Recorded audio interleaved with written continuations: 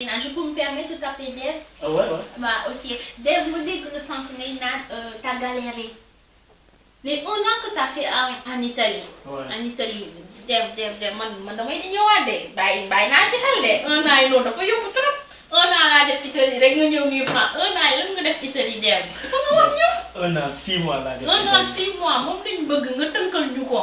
waaw wax ñu tuuti galère tudduñu galère bi foog nga tudd galère bi comme ça ñi nekk Sénégal wala ñi ñuy suivre à travers le monde ah te ñu dégg wolof ñu mën a comprendre quoi tu vois loolu ñuy déglu def. non xam nga galère bi may wax. Italie xam nga Italie ak France yi bokkul quoi maanaam foofu noonu nit ñu ñuul ñi.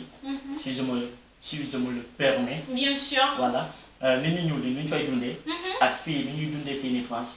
bokkul quoi fii nii dañoo am liberté bu bari ci biir Paris fii. ah bon. mais foofu noonu daanaka. melul noonu quoi. maanaam man ci côté bi ma nekkoon Italie. ok ci côté bi ma nga nekkoon dund Italie loolu. waaw foofu noonu daanaka boo ñëwee en tant qu'immigré amoo kenn amoo mbokk foofu noonu maanaam ci ay hôtel ngeen di nekk. ci hôtel yooyu noonu day am heure génn même bu fekkante ne majeur day am heure génn day am heure dugg te chaque jour da ngay signé. te man Sénégal xam ngeen ni seen doomu Sénégal kenn du ko contrôlé. mais malheureusement nekkoon Sénégal. voilà coono yëpp nekkoon Sénégal. mais man après man ñu ne ma. fii nii pour nga liggéey fii nii foog nga dégg làkk bi. ah oui man leen ok léegi man de ma bëgg dégg làkk bi ñu ne ma léegi pour dégg làkk bi il faut nga dem école. foog nga jàngi. ma dem école. dama am tertiaire média. macha ñu allah ne ma parce que man médecine laa bëggoon def après loolu noonu maanaam bu fekkente ne infirmier parce que jàngoon naa Sénégal balaa may ñu fii. après lu ñu waxante woon maanaam bu ma amee sama tertiaire média damay def même bu fekkente ne 2 ans de formation même bu fekkente ne 3 ans maanaam lekk maanaam pour bañ a toog quoi. waaye bañ a toog defoo dara. waaw mais bi ma amee tertiaire média bi.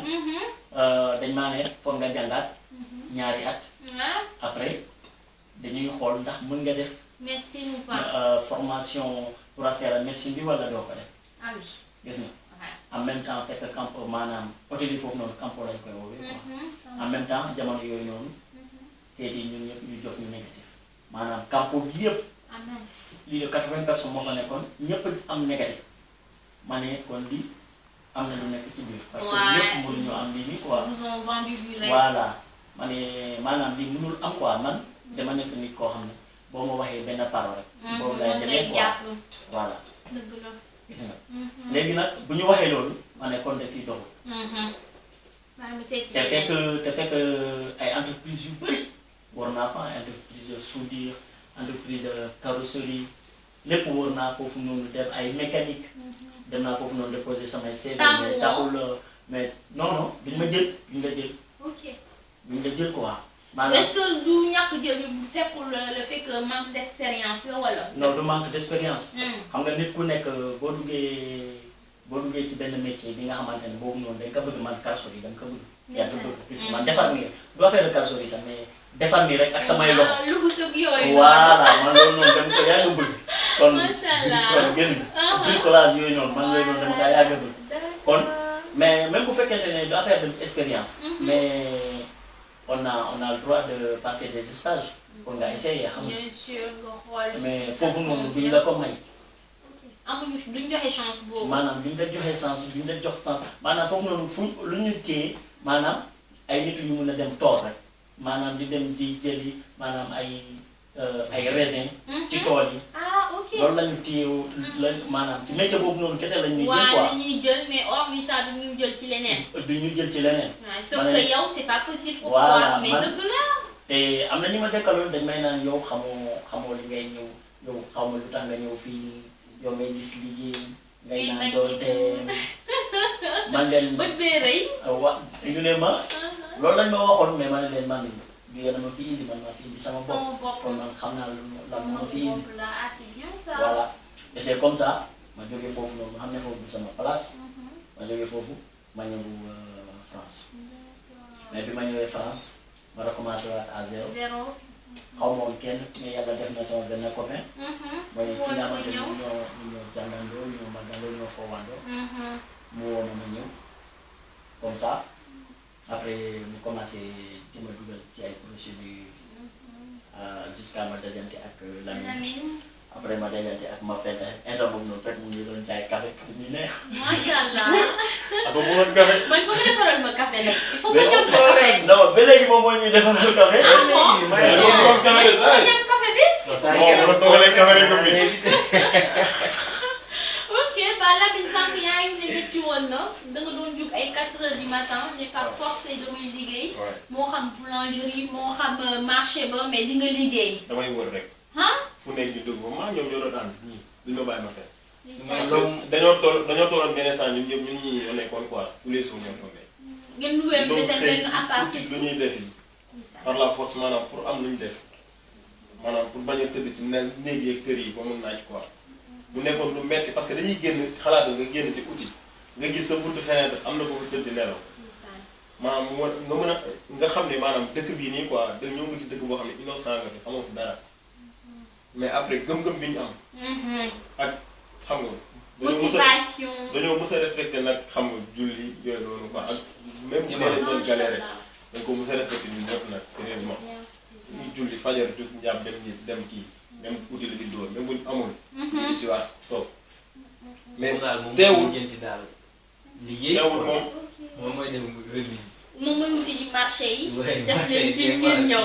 di ñëw dóor yi xam nga. des fois ñu tamit ku nekk day. dem ci génn ñëwaat. bien sûr waaw. man avant aussi dama doon jaay téléphone. live émigré dëgg. si bu ma paree jaay kër ma doon jaay téléphone. ah c'est bien. commencé jaay téléphone. comme business bi. après bàyyi ko fa dem nekkaat ci yeneen. xam nga doon jaayee. Barbès. Barbès. on se voit pas les yeux. C'était pas compliqué pour toi? Non, ça va. te jaay moo tax ñu xamante. Ah bon? di jaay moo tax Kaan Sénégal may dem pour wër mayu. ma doon teg moom. man kay ma jaay la mayu kay ma jaay drapeau yi.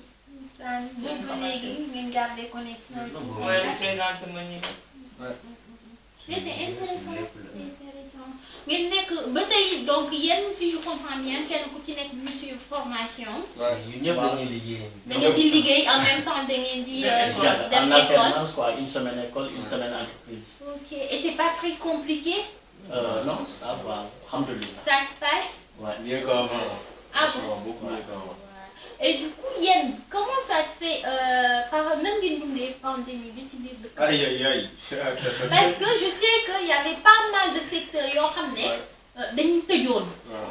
dañu tëjoon et puis tuuti alternance mooy d'une part on se sait yéen dañuy liggéey yaa ngi liggéey de l'autre côté yaa ngi jàng mais est-ce que seen côté yéen kii jot a tëj. entreprise yi jot a tëj touché wu leen yéen. Moi, Comment vous l'avez c'était archi galère. Je te dire. Parce que moi, je fais que les parce que c'est que le bon fini, il y a beaucoup quoi. Après, moi, dans le tout règle à l'homme mais on a forcé de guerre. Moi, on a des amants de baril.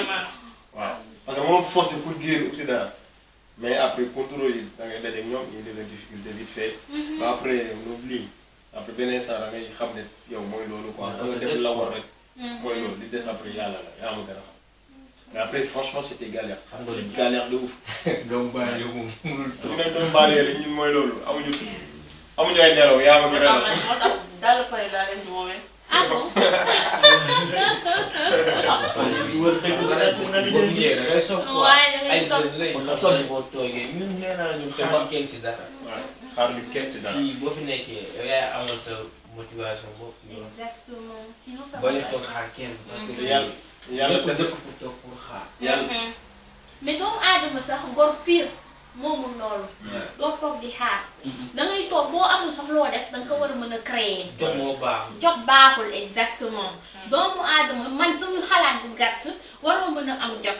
parce que du moment am nga jot di nga dugg ci loo wartu dugg di nga wax loo warta def. même booy am jot sax ba génn sa réew bi nga juddoo di nga xam dem ci réew bu jàmm war nga mën a ñàkk jot xam nga la moo tax. sa waa réew boo xësee ba génn rek tekki nga ñoom jàpp nañ. man non du ma wax sax ñoom kese mais ba ci man loolu laa jàpp man. parce que dëgg bi ku fi dugg rek dañuy foog ni pare nga quoi tekki ba ci man loolu laa tegoon samay morom yi ñëpp xam ngeen loolu. dañuy nekk Sénégal dañuy jàpp ne ku dugg Europe lépp sa lépp baax na quoi. te wu nekk da ngay ñëw fii gis man wala fekk man ba ma yeggee Belgique teg ci mbedd bi fekk naa ko fa toog di ma ñaan wax naa la ko yow di ma ñaan xaalis ma naan waaw kii nu mën a nekkee man na lay mën a yegsee gars yi daan Europe affaire yi noonu quoi kii di ma ñaan xaalis. affaire bi jëlee la kaw jëli ma kaw quoi ma ne man ban dëkk laa nekk mais après du ma la 2-3 jours comme ça dama doon galéré de ouf parce que dama doon sama xel yi réew ma la nekkoon ñi di waat toog sama wetu yaay te sama wetu papa. mais après dama ne non góor yàlla laa foog nga dem. amul ragal quoi. nekk lu soof moom waaw affaire yooyu noonu mais après ñu nekk ci rek ba tey ñoo ngi ci bàyyeeguñu amaguñu nag mais ñoo ngi góorgóorlu pour am. mais yow bi nga gisee waa jooju mu di la tàllal loxo di la ñaan ban lan moo ne woon sa première ressenti. 250 laa yoroon sama poche. xaalis Sénégal parce que Sénégal laa jógee pour ñëw. 250 yooyu dama ko tàllal moom xàmmewul xaalis bi après mu ne ma nii quoi man au moins ma jox ko noonu mu dem jël na ko xaw ma nu mu mujjee moom mais après lu triste la woon ci man quoi. def ko sànni saa waay. xaw ma da ko sànni xaw ma mais 250 dama xalaat ne man lii mënu ma ko utiliser fii. ma si yàgg ma ne xaaral ma joxoo ko ma jox ko pour moom dina am solution comme fekk naa ko fekk na am na xam-xam bi wala dara mais à la fin je sais pas comment il daal. mais yow à travers sa parcours ban ressenti nga am ci dëkk bi ban lan mooy exact au fait lan mooy tey bu ñu la ñëwoon nga wax ñu en quelques mots ci France lan nga am loolu mën a wax.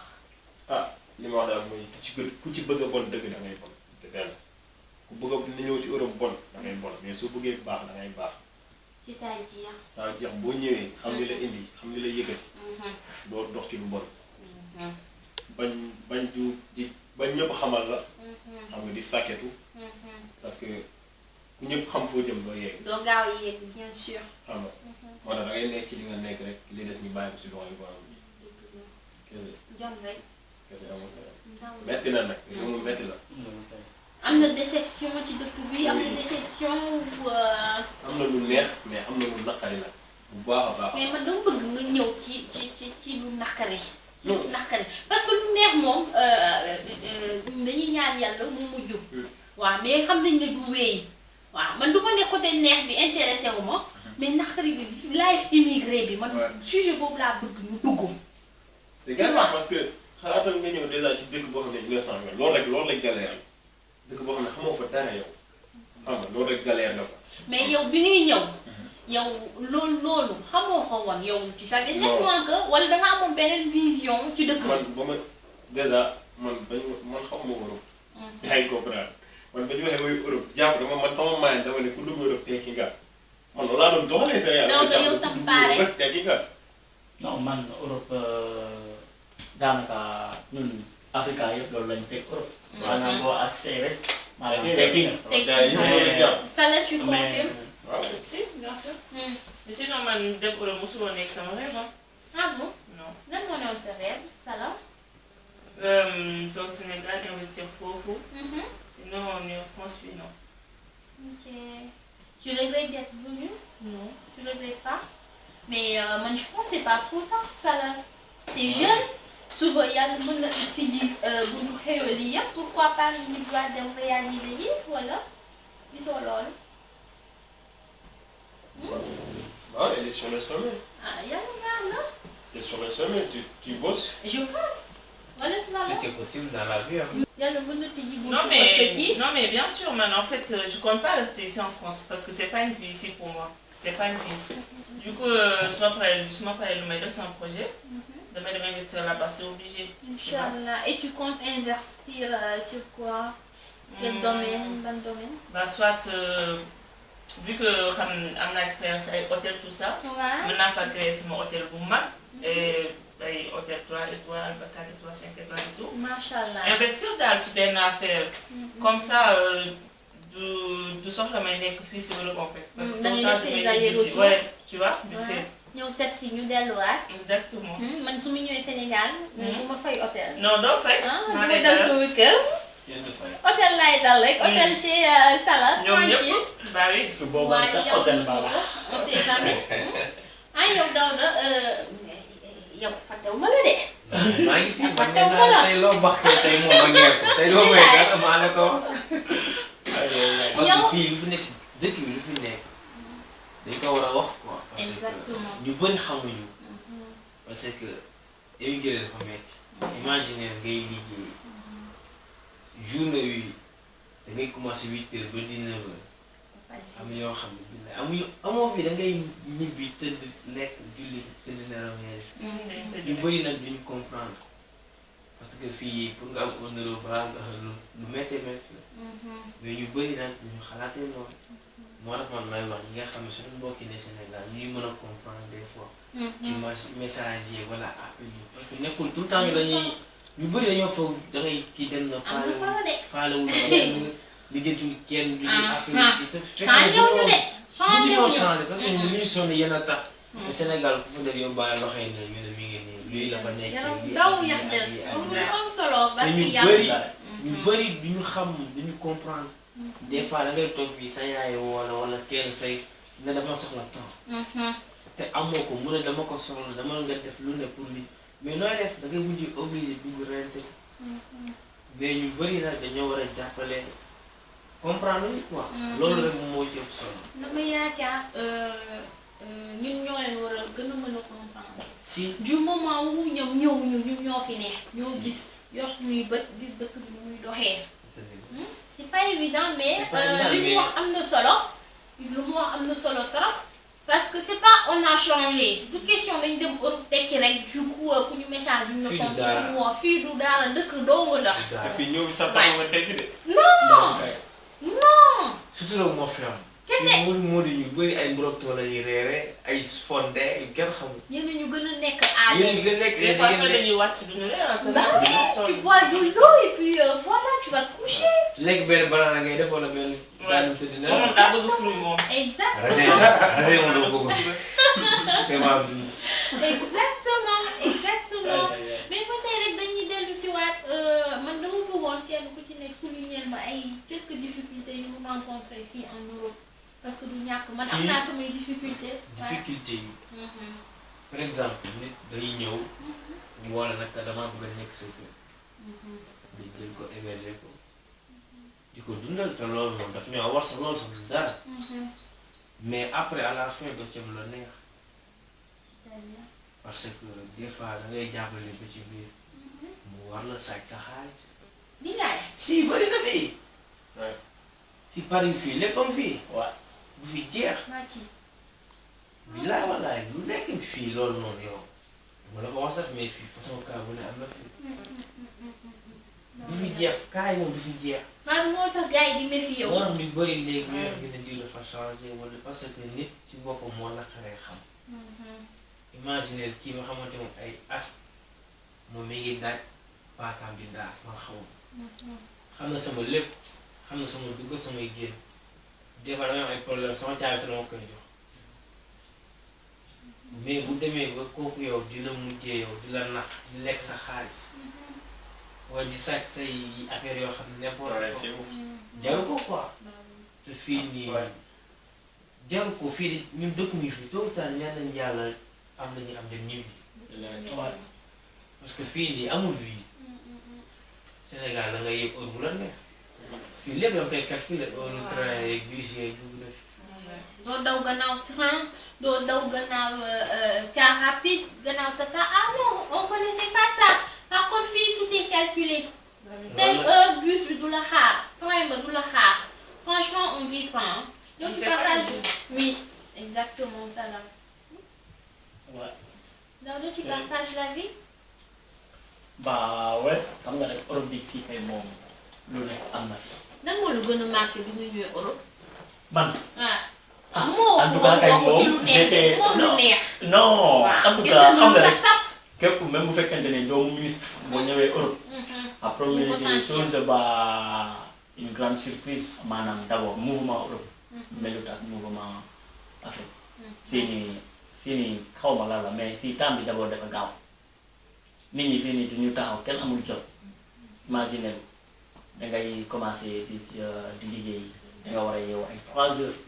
3 heures du matin pour dem liggéey boo wàccee yenn saa yi doo taal sax ay lire message maanaam ci dimanche bi sax laa mën a wax ngay profité pour lire ay yeneen message en même temps yaa ngi toggaale yaa ngi def benn cuisine bi nga xamante ni pour semaine bi yëpp.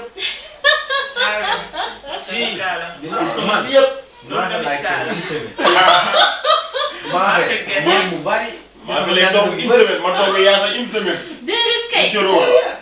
ay célibataire laa gis nga mais foofu loolu noonu même bu fekkente ne marié nga sax sa soxna day liggéey yow da ngay liggéey doo leen am jot obligé ci biir semaine bi 3 ou bien maanaam ci 4 premiers jours yi obligé da ngeen di lekk maanaam ay même sauce lu nekk ci biir frigo rek maanaam da ngay ñëw nga tijji frigo bi nga jël nga tàngal ci biir micro-ondes bi nga ñëw nga lekk gis nga te maa ngi souligné nag tamit nag benn cas bi nga xamante ne maanaam Europe ñu nekk ci ginnaaw ñu gisee woon Europe maanaam Europe nu mu meloon ak Europe bii nii bokkul parce que Europe daaw gis nga ay Europe yi nga xamante ne gars yi dañ doon ñëw rek liggéey bu ñu gis rek maanaam bu affaire fooxal mais liggéey bu ñu gis rek jëngu ko di liggéey mais léegi maanaam nit ki léegi maanaam dañoo évoluer quoi ci benn côté boo ñëwee fii nii da ngay bëgg a def sa formation nga am sa formation bu baax mais ñu nekk ci ginnaaw bu ñu comprendre loolu noonu bu ñu la jàppalewul ñaan gis naa jeunes yu bëri dañoo commencé formation mais maanaam xam nga lu tax ñu bàyyi seen formation ñu mujjee bàyyi seen formation te fekk ay formation yu baax dañoo mujjee bàyyi seen formation yi parce que am na ñu nekk ci ginnaaw di woote rek chaque fois ta dañoo soxla li boo leen waxee dangay jàng dañ lay naan yow dangaa nekk yow nga jàng Sénégal nga dem ba Europe ngay naan dangay continuer di jàng demal liggéey alors que xamuñu fii nii affaire bi nu mu demee mais yow dangay jéem a naxante ak ñoom ba nga par li ngay def sa formation parce que fii nii bien vrai que ñëw rek nga am sa liggéey maanaam nga commencé di liggéey am na solo parce que liggéey moo ñu fi indi mais léegi aduna bi léegi mu ngi dox ci li nga xamante ne foog nga am beneen expérience bi nga xam maanaam ci li ngay def maanaam booy dem ci benn entreprise di liggéey maanaam kenn du la yàpp quoi sa diplôme nga fa indi sa salaire day gën a baax dañ lay gën a respecté dangay gën a di am say droit xam nga doo maanaam ñu ci nekk ci ginnaaw nañu jàppale rek may jeune ñu fi nekk ñu bëgg a def seen formation continuer seen formation ba ñu. voilà de patience quoi. parce que 2 ans fii lu dara comme 2 mois. bah oui c'est vrai. fii bëri na dañoo jàpp ni fii mu nga fay def 10 ans te doo ko xam nga ne man barkaat démb laa fi ñëw. tu n'en même pas compte. parce que fii vite fait la bokkul. fii beneen monde la man loolu laa jàpp. parce que temps yi dafa gaaw vite fait. et puis des fois man damay yaakaar ne sax ñu ci ginnaaw dañuy yaakaar ne droit la buñ la woowee wax la benn affaire da nga ko war a mën a def. mais loolu moo ñu tere tekki Afrique. mais d'abord C'est pas une obligation. je suis d'accord hein, mais souvent ñi nekk fii ñoom ñooy nax ñu nekk ci ginnaaw. merci. waaw loolu parce que ñu nekk fii nii maanaam duñu wax dëgg bi am exactement li am fi duñ ko wax nii quoi mais nit ki bu loo ko won rek loolu lay jàppal ci yow. boo ko wanee ne yow yaa ngi baax am nga lépp. après mais bu amee solo obligé ci yow la jëm. mais waxuma loolu sax des fois ñu gis suñuy la famille bu ñu ñëwee dëkk bu comment ils se comportent. exactement. voilà comment ils se comportent di ñëw di mayee. di génnee di baatare pour oui pour non. donc yow mi nekk de l'autre côté. je te dis que mais man damay dem. j'ai envie de faire comme lui j'ai envie de rentrer tabax nanana ku saxat ma may la et cetera. en fait fekk boo ñibbisiwee bu ñëwee fii boo leen xoolee seen néeg ça fait pas. c'est ça moo tax lépp na naturel rek quoi wax dëgg moom bu jiitoo ci dara rek après maanaam doo ci jëlee regret quoi parce que xam nga ku nekk sa morom bi nekk Sénégal toog tey jii nii soo ko dee booy fii lépp a baax fii lépp a neex góorgóorlu nga ñëw boo ñëwee maa lay héberger exemple. fekk yow li ngay wax nekkul ci yow bu ñëwee mu wàcc woo la. fekk yow sa dañ la héberger waaw fekk dañ la héberger loolu amul sens quoi boo ko ni nekk ci yow un jour viendra yow mën nga nekk mën nga héberger ay yëpp nga woo ko ne ko ça je suis c'est possible mën nga ñëw. c'est vrai mais boo ko ne waaye ñëwoon boo ñëwee li fay baax naa sa affaire yi noonu après mu dugg xam nga mu lay woo koy coupé xam nga souvent c'est à faute ñu nekk fii quoi émigré yi mais quand même nit ki boo koy wax man dama jàpp ne da nga lépp li ngay dund comme ça buy ñëw moom mu préparé lépp xam ne lii moo fi mu jëm lii moo fa am lii moo fa neex ak lii moo fa naqari waaye loolu man loolu laa jàpp quoi mais nag après mooy loolu des moom fii moom bërëb bi moom yaa ma gën a xam yombul de yombul moom gëm sa bopp rek